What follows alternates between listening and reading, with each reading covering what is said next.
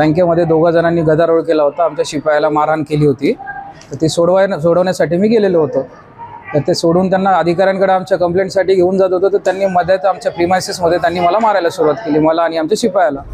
म्हणजे त्यांचं ते सोडवण्यामध्ये त्यांनी मला वीट मारली. इथे वीट मारल्यामुळे इथे मला 4 ते 5 टाके पडलेले आहेत आता सध्या सगळे. किती शेतकरी होते मला? 2 जण होते. किती जण जखमी आहेत? जखमी मी एकटा आहे आणि त्यांना मारहाण केलेली आहे शिपायाला आमच्या.